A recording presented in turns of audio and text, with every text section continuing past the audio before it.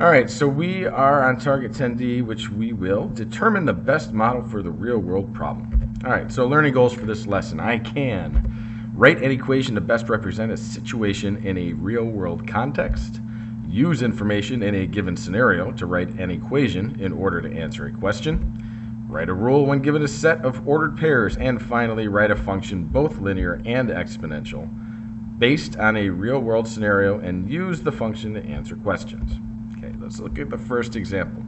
Mike is saving some new medical gloves which cost $55 for a case. He already saved $17. His goal is to have enough money saved in 6 weeks to pay for the gloves.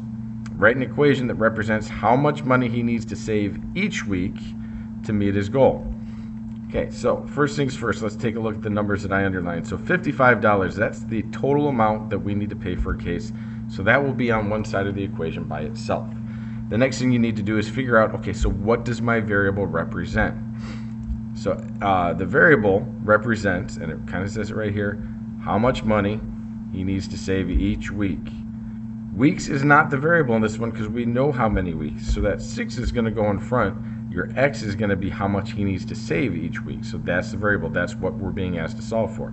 And we need to add in that 17 because he already has $17 saved. So that's our equation. That's all you have to do is just make sure you put everything in the right place. Biggest number should be over here. Okay. The rest of it should be a piece of cake. You've done this before. Second example.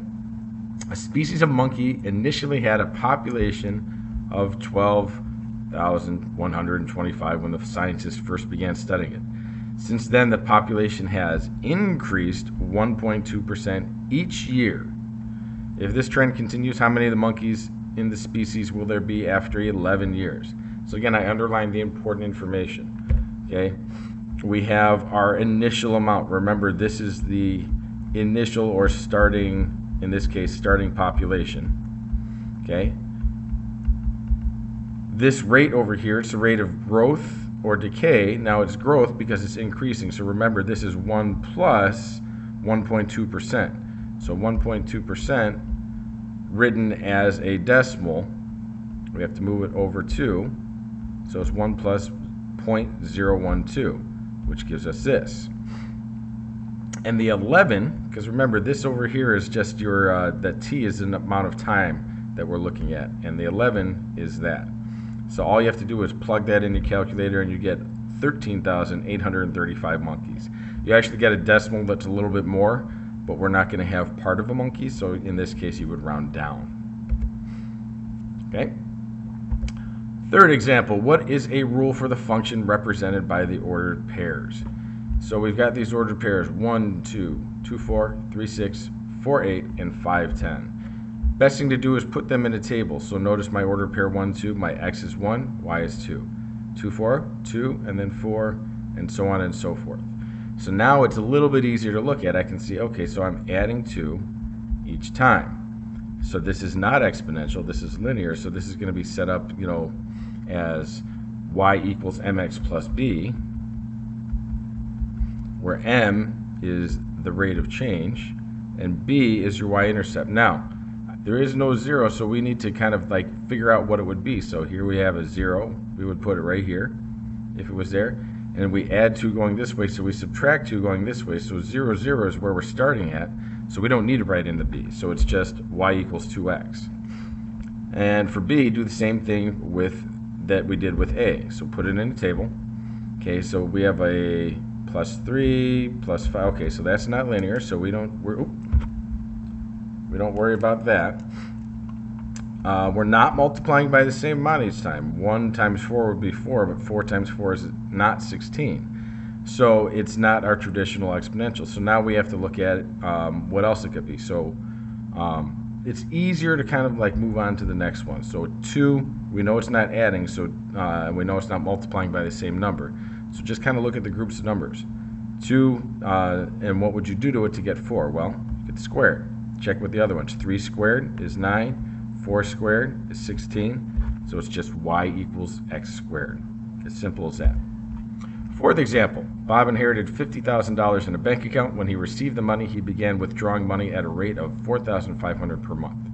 1. first thing we have to do is, what is the function rule that describes the situation? Well, he started with 50,000.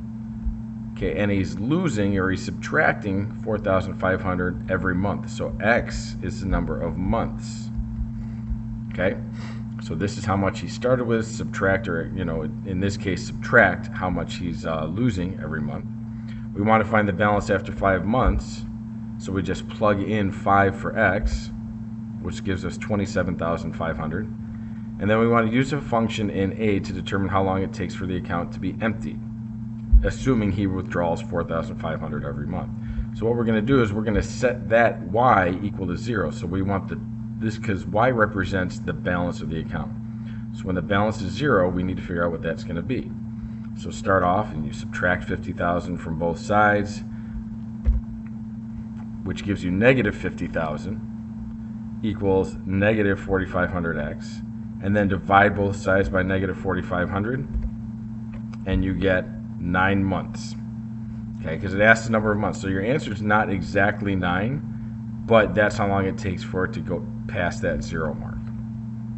And fifth and final example, a new car is valued at 24,000, loses 16% of its value each year. What is the function rule that models the value of the car? Okay, so again, starting amount. Okay, that's the starting amount.